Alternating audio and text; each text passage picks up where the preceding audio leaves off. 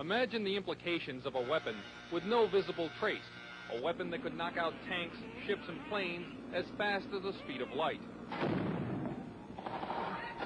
The same technology with modifications could disorient and even tranquilize military personnel, rendering them virtually helpless in the battle zone. These are the new weapons of war we will examine in this series. For the past 40 years, the world has been riveted by the threat of nuclear war, and more recently by the prospect of space defenses using lasers and other modern technologies. But while both sides at the Geneva summit will be focusing on these matters, progress is being made in even newer weapons that could render any arms agreement relatively useless. Lightning is the most dramatic form of energy to be found in nature. Scientists have succeeded in creating limited types of artificial lightning, and some think that these could be the forerunners of a new type of directed energy weapon, part of a family of weapons which operate within the radio frequency segment of the electromagnetic spectrum, and are thus referred to as radio frequency weapons. Dr. James Frazier has researched electromagnetic effects for the Air Force for over 10 years, and he, like a small but growing number of weapons experts, feels that radio frequency, or RF weapons, could be the wild card in the ongoing arms race. You could have tremendous amounts of radiative power, and what you did with that power then is a matter of engineering design and what your goal is. Robert Bass, a physicist and PhD in mathematics, is working on U.S. weapons research. He says that the Soviets seem to be ahead in a number of areas, and especially in RF weapons. We are behind the Soviet Union in directed energy weapons based on 60 gigahertz microwave beams. Dr. Bass and others feel the most likely form of Soviet RF weaponry would be high-powered microwaves, similar to a focused, ultra-high-intensity radar beam. It would literally cook humans and knock out computers and electronic surveillance and communications gear. An operational RF weapon, relatively cheap and reusable, could devastate sophisticated and expensive war machinery. The $20 million F-16 fighter, for example, is totally controlled through electronic sensors and computers.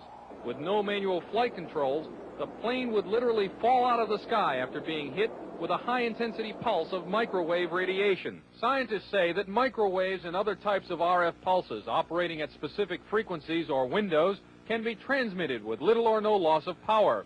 Machines known as gyrotrons can produce the massive pulses needed to drive these devices, and it's believed that the Soviet Union has a 3 to 5 year lead in this technology. Over the past year, CNN has repeatedly asked the Department of Defense and the Air Force about radio frequency weapons.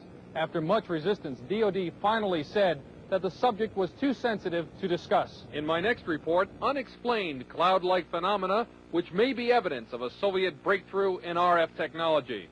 Chuck DeCaro, CNN Special Assignments.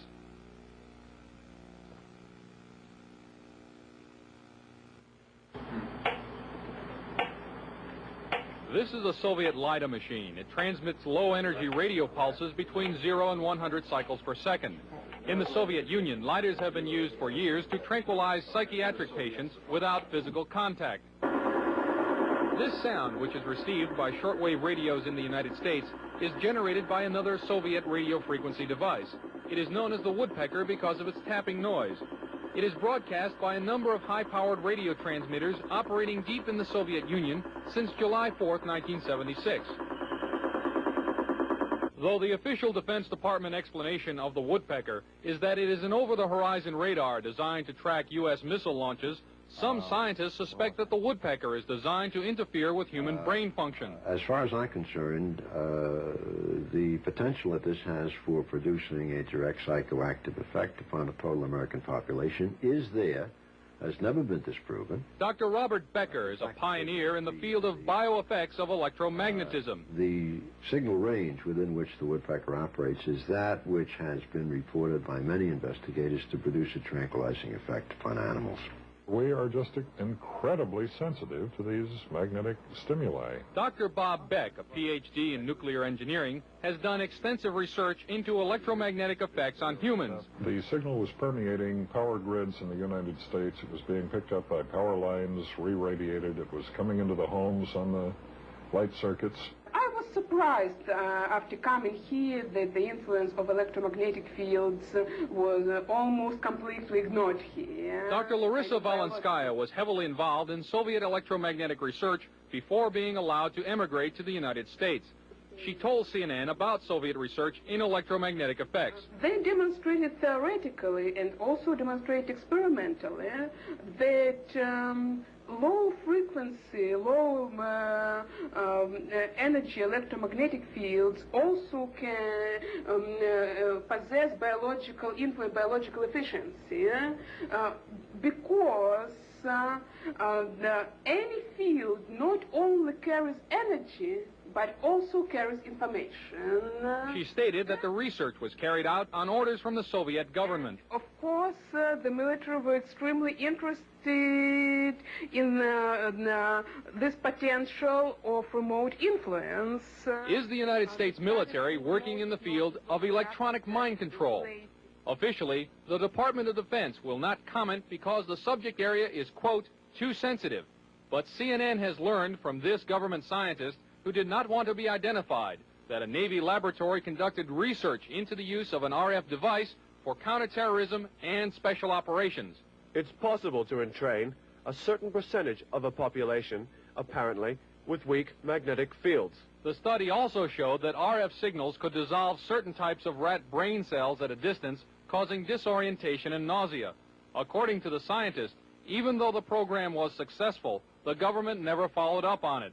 Dr. James Frazier did electromagnetic research for the U.S. Air Force for many years.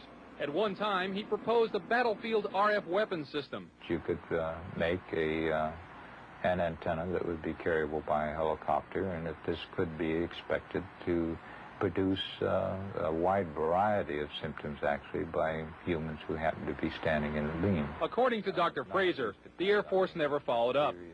At Lawrence Livermore Laboratory, another RF weapons concept is nicknamed the brain bomb. According to the book Star Warriors, the brain bomb would focus a nuclear blast into a huge pulse of low-frequency RF energy that would stun huge numbers of troops. Apparently, it too has not yet been funded. The Department of Defense will not comment about Soviet RF weapons, or if American RF weapons development is going forward. However, experts interviewed by CNN say that the Soviets are apparently ahead and could exploit that lead in a surprise strategic move, a move that could have grave consequences for the United States. From Washington, this is Chuck DeCaro, CNN Special Assignments.